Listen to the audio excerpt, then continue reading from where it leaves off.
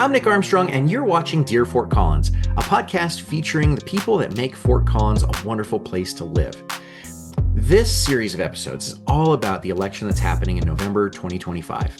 And we're interviewing all of the different candidates for mayor, city council, and PSD school board. And we want to hear from them in their own words about why they're running, what they care about, and you then can be more informed about who you're voting for when it's time to fill out your ballot. With ranked choice voting, it's really difficult to know sometimes who your candidates are and what order you're going to rank them in. So I hope these series of episodes really help you figure out which candidates best align with your interests and needs. And as we do these interviews, I want you to know that I have given the candidates access to the questions in advance. I try to ask all of the candidates the same questions, or at least give them an opportunity to answer the same questions in the same kind of way. And there's very minimal editing on any of these episodes. So unless there was an errant sneeze or a cat jumping on someone's lap, you're hearing from the candidates in their own words. I do have a quick disclaimer to give you that I serve on the Parks and Recreation Board for the city of Fort Collins, and my opinions on this show are my own. They're not the position of the board or of the city. And I have also advised a number of the candidates about their campaigns, and in some cases have either helped with their campaigns or made a donation here or there. I do my absolute best to make sure that they all get fair treatment, that there aren't any favorites being played, and that also we're asking them the same types of questions and they have an opportunity to answer those in kind. I hope that you enjoy these episodes and that they help you become a more informed voter in the upcoming election. And if you do have any questions, concerns, or comments, please let me know and reach out on the Dear Fort Collins website. I'm always happy to hear from you. And some of the questions that you'll hear me ask of the candidates have been submitted by listeners and watchers just like you. Folks who are fans of the show and want to know more about particular candidates and their positions on particular things. So with that, let's get on with the show. This episode, we have Josh Fudge, who is running for a seat in District 3 in Fort Collins City Council. Josh, welcome to the show.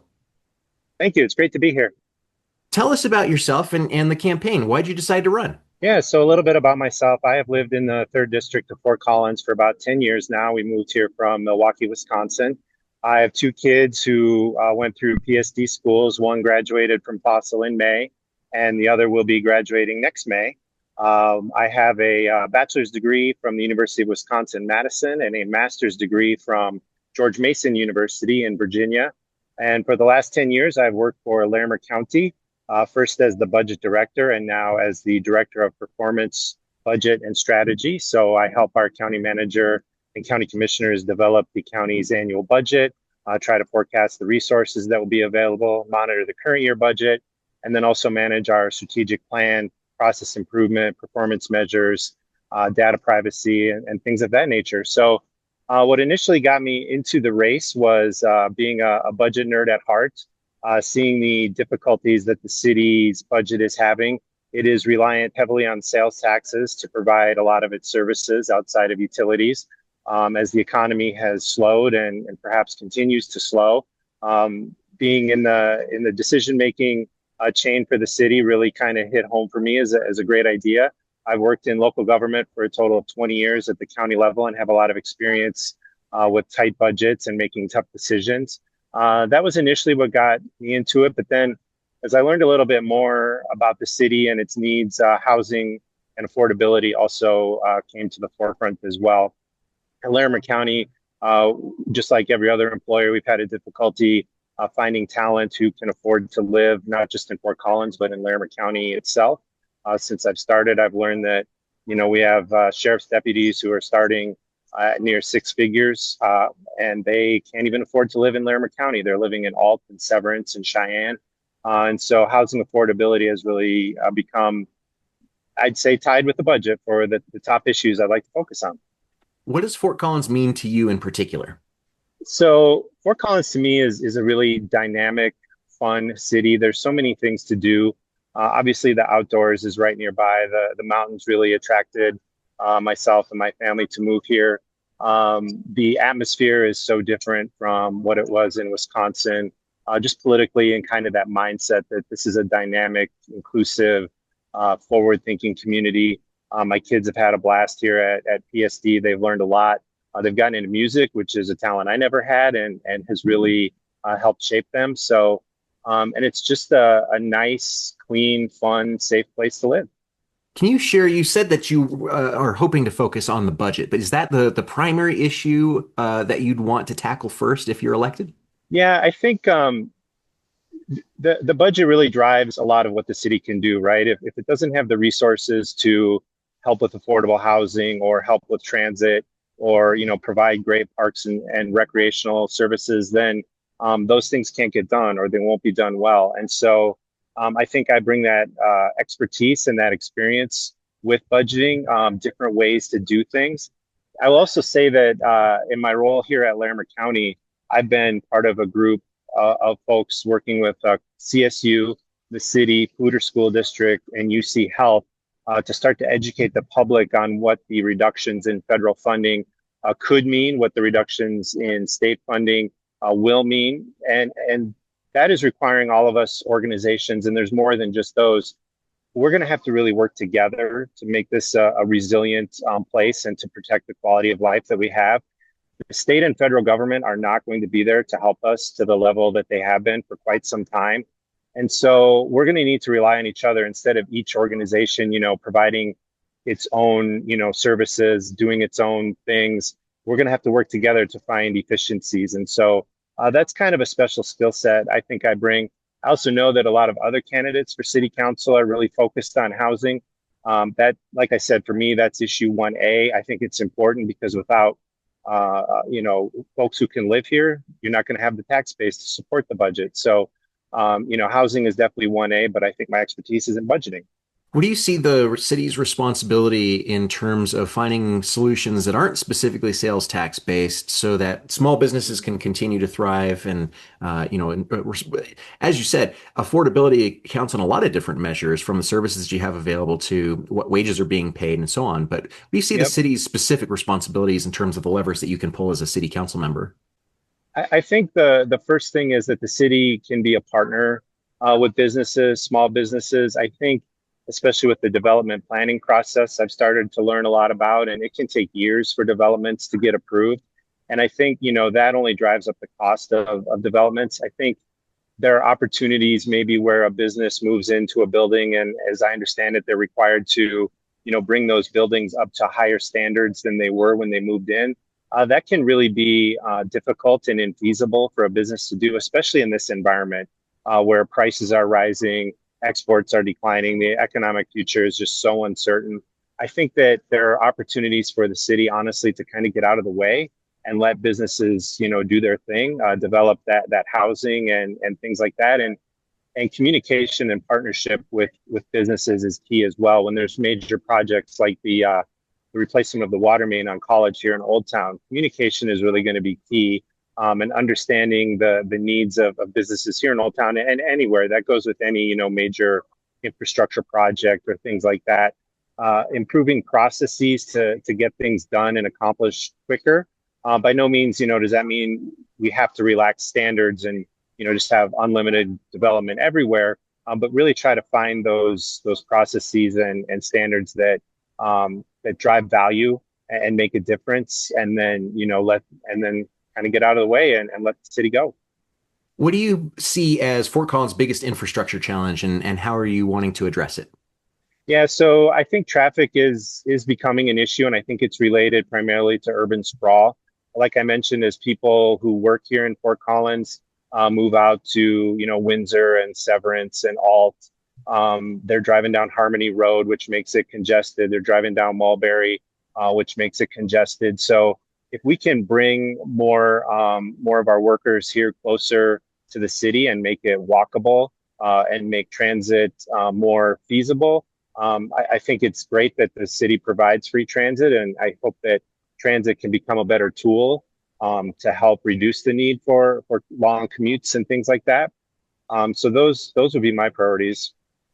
So knowing that housing goes hand in hand with questions of water and growth planning, what Yeah. what do you see as low-hanging fruit in this space? Yeah, so as I understand it, the city's water utility is pretty well set for future growth. I think it's other water utilities outside of the service area that appear to have the most issues. And I will admit I'm not an expert on these issues yet. I'm learning about them, but the low-hanging fruit would be improving density, because if you have more density, you have fewer big yards that use up a lot of water.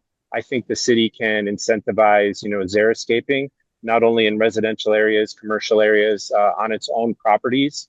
And then also, one of the development standards that I've seen, I don't think they allow for things like artificial turf or even xeriscaping. And so really maybe allowing those types of things, obviously making sure they're environmentally sustainable as well, but trying to reduce water really on lawns, and then improving density here in the city can help. It's going to require more water to have more people, but reduce the amount of additional water that is necessary.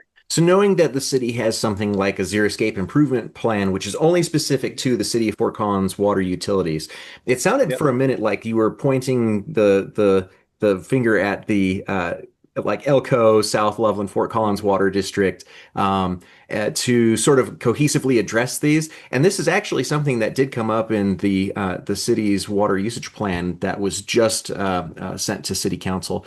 I'm curious if that's a lever that you're looking at pulling, because knowing that is, and somebody who has regional experience from Larimer County lens, I'm wondering if bringing that expertise from the county side of things down to city council is a priority, knowing that there are a number of different districts around Fort Collins that are either in or abutting to Larimer County and those different Yeah. service areas of the different utility providers.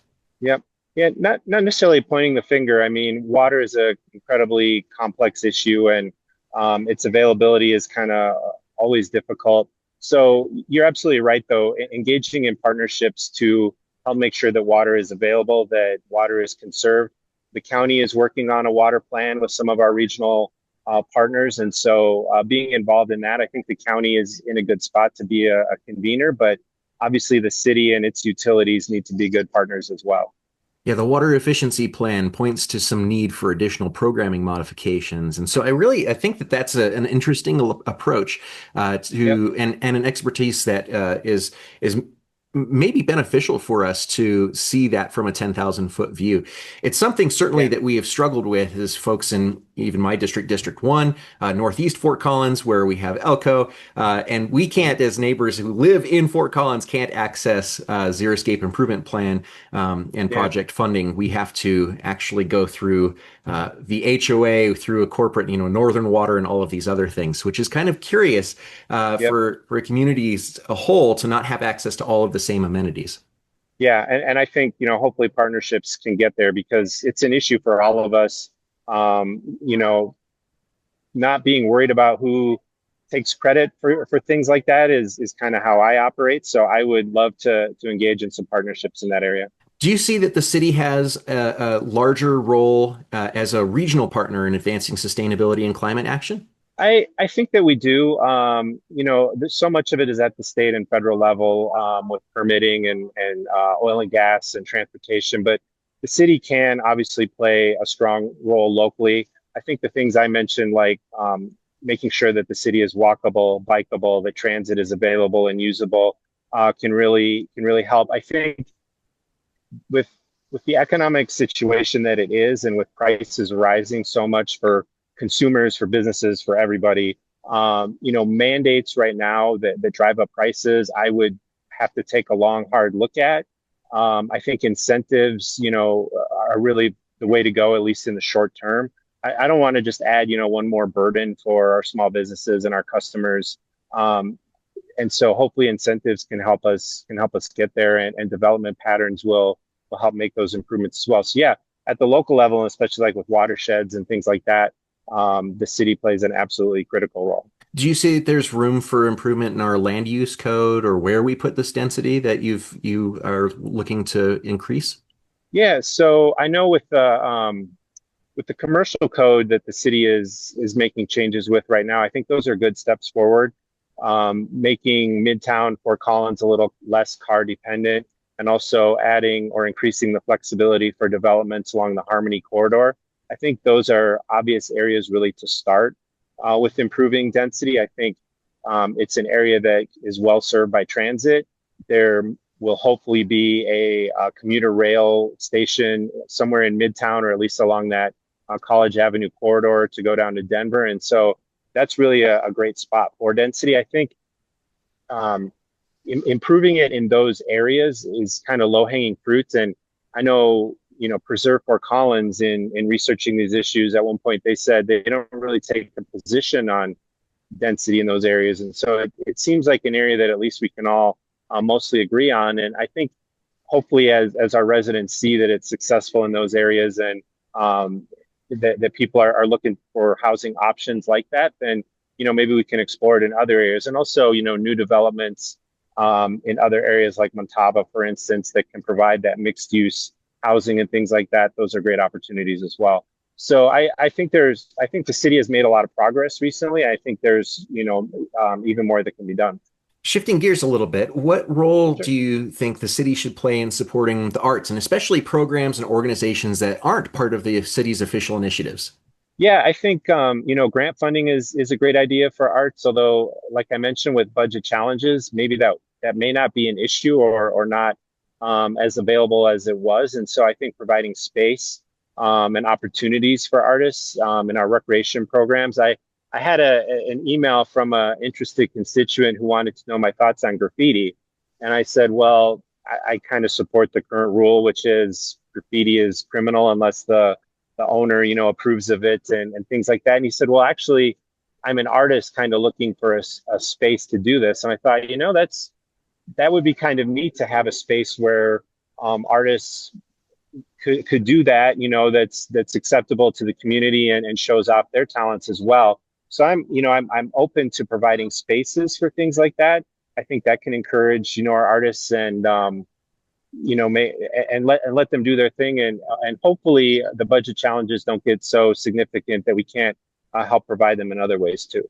Yeah, and we've seen outreach like that in similar spaces. Spokane, Chicago has very similar programs where they have a wall that they, eventually, this will stay for 2 to 3 weeks, and then we'll whitewash it, and then you do it again, Yeah. and we whitewash it Yep. again, and so always have a continual canvas that you can experiment on.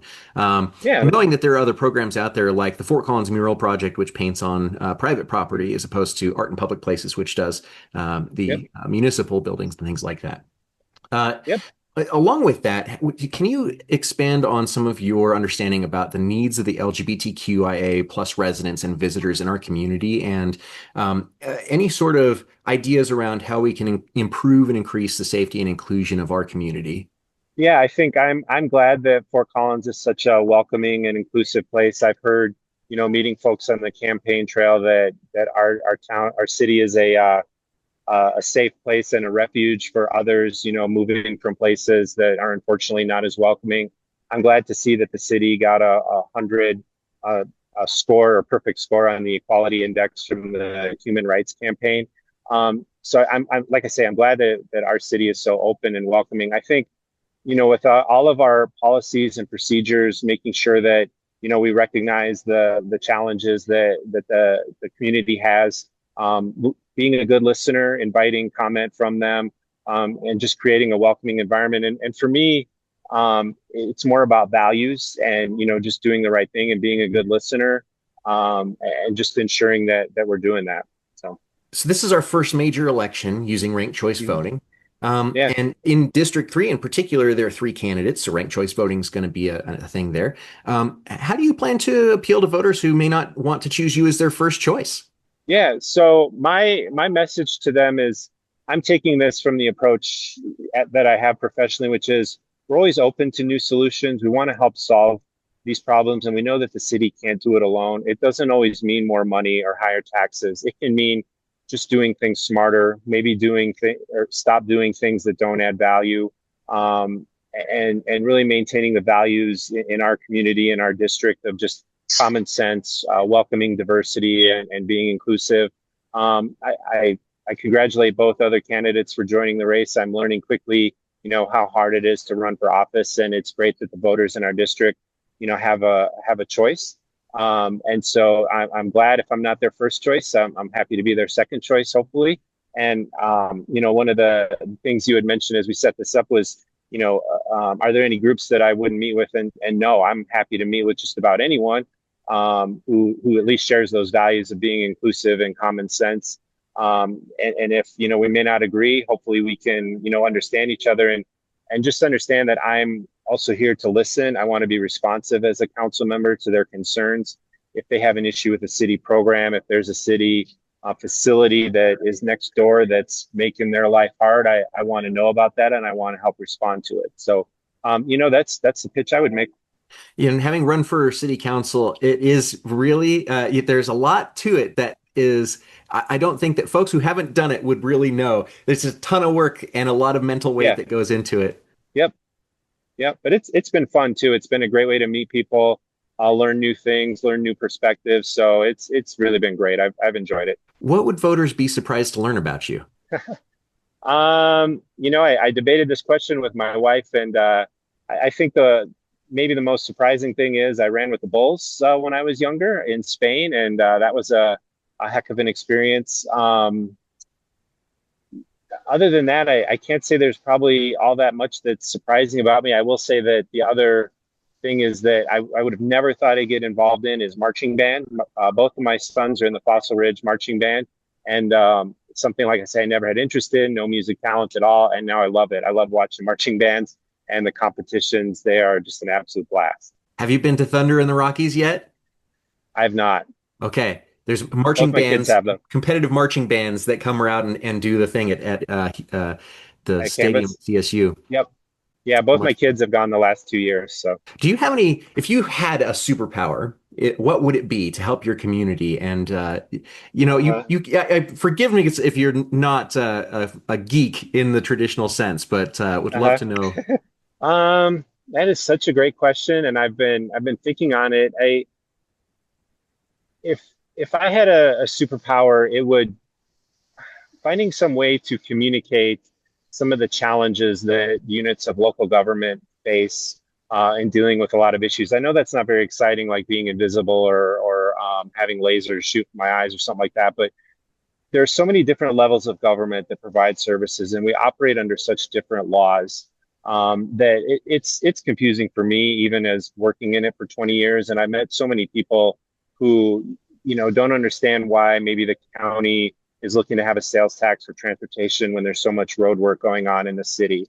And I know that people want to be informed.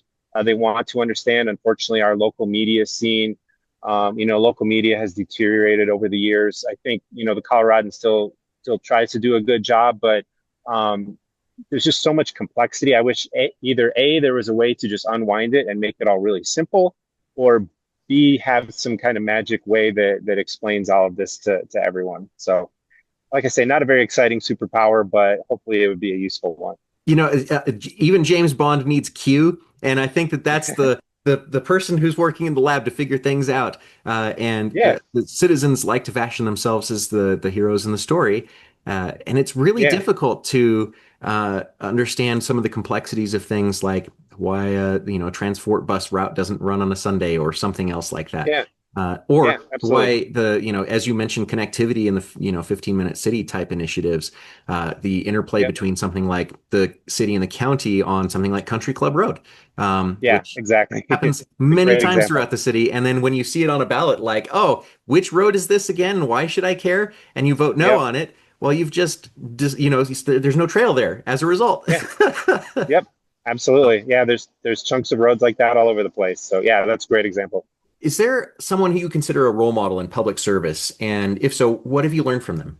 So, you know, one great role model or set of role models I had was when I first started at the county in 2015. The county commissioners that we had at the time were able somehow to convince all of our municipalities to pool together funding from the increase in property values to help match a grant that got the third lane added up here from Loveland to Fort Collins on I-25. That to me is a great example of getting all of the partners and the players together to get something done, right? And it was a nonpartisan bread and butter, just getting roads built type of issue. And what they accomplished with that was really impressive. And the involvement of all the municipalities in the county in the state's request for that funding got that project funded. Secondary, our current county commissioners, when we received ARPA funding from the federal government, about $69 million, the feds made it incredibly flexible, which is good. And so a lot of local governments around the country just took that funding and put it in fund balance or used it for things that were not related to the community. And our county, at their direction, we used all of that funding for things that really helped underprivileged and underserved communities, like a youth shelter, like workforce housing, like improving and expanding broadband access with the 3 municipal providers here in the county.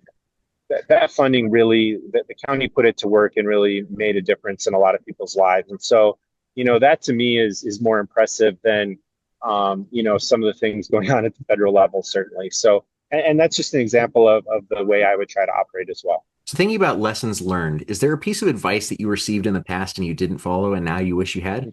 When I first became a budget director at a county back in Wisconsin about 13 years ago, I was given advice, to not take mistakes too seriously, because now as the director, you're the one really responsible for putting the budget together.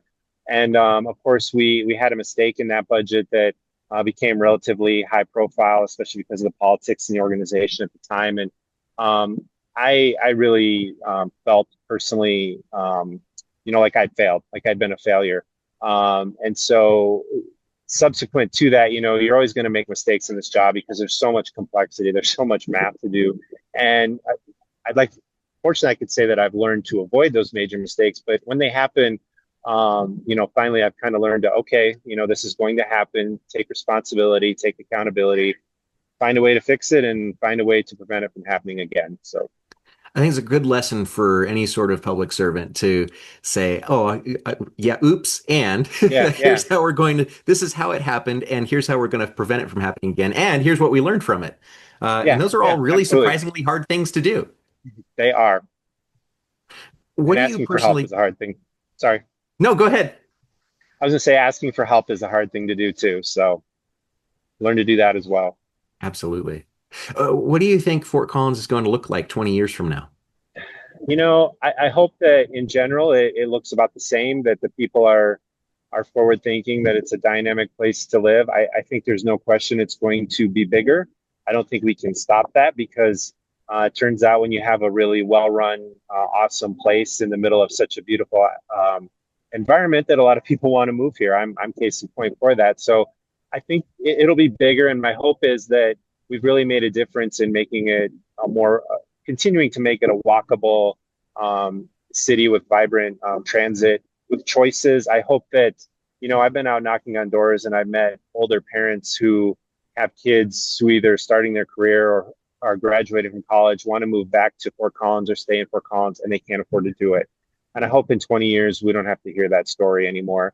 I hope that, when the county polls its employees for our strategic plan, and we say, what can the county do to make our community better? We don't get dozens of responses that say, I can't afford to live in the county. So the Larimer County community doesn't actually mean all that much to me because I live in Weld County.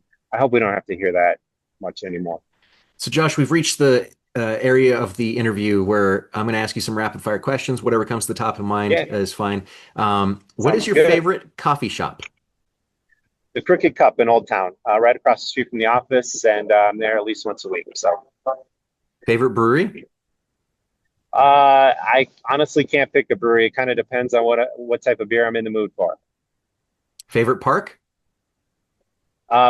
Twin Silo Park is right near where I live. It's a great park. We took the kids there when they were much younger and watched my kids play baseball there. So, love Twin Silo. A Horsetooth hike or Pooter Trail bike ride?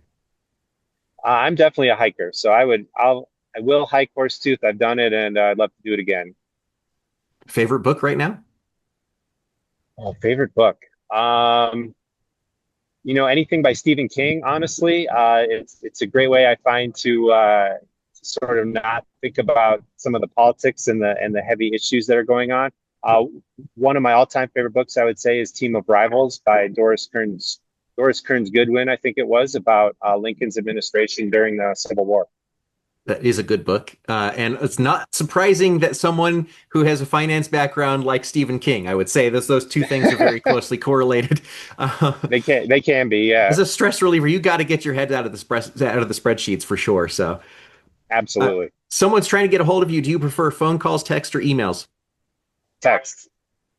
Do you consider yourself an early bird or a night owl? Uh, I used to be a night owl, but now I'm an early bird. What is your favorite nonprofit in town? Oh, there are so many good ones. Honestly, I would have to say my favorite right now is the Poudre River Library District, where I'm on the board of trustees. I think they provide such a valuable service to the community, not just books, because I'm an avid reader, but learning what they do for the community, the services they provide, for people experiencing homelessness, just their outreach to the community and their status as kind of a place where you can go to learn and talk, and the commitment to free speech and open access to all of ideas is great. So I have to pick that one. Poudre Library is near and dear to my own heart, and I think that it's one of the few places that you can actually exist in modern society that where you're not actually expected to pay money for anything. You just can be there. Yes, absolutely. One word to describe Fort Collins? Awesome. If you could snap your fingers and change one thing about Fort Collins, what would it be? I would make water much more plentiful and much easier to get without having much more rain. That were possible. And if you weren't running for office this year, what would you be doing?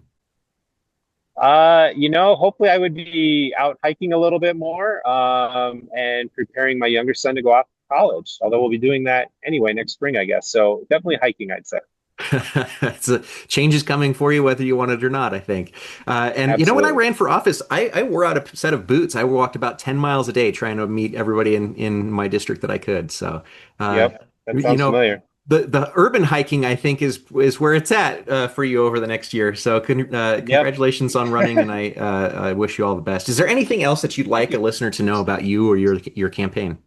I can't, hopefully I've kind of said it all here. My goal, like I said, is to help make those tough decisions and help make sure that the city is fiscally sustainable and that we focus on providing good value to our taxpayers and to the city. I really want to find those common sense solutions for housing that, don't kind of open up those old wounds and have been polarizing in the past. And so I'm here to listen, and I'm here to help. And like I say, be a good responsive council member should I get elected. And where can we learn more about you and your campaign? Yeah, so my website is fudgeforfortcollins.com. So visit there, and you can find links to my Facebook page. I also have an Instagram, and yeah, that's the best place. And I have a phone number at 970-217-8120, and you can feel free to reach out. Thank you, Josh. I so appreciate you coming on the show today and sharing some information about yourself, your campaign, what your priorities are, and I hope you had fun. I did. Yeah, this is great. And thank you so much for the time, and thanks for having me. Of course. Well, we'll see you next time on Dear Fort Collins. You can hear more about the folks who are running in this year's city council election and hopefully get more informed about who to vote for. We'll see you there.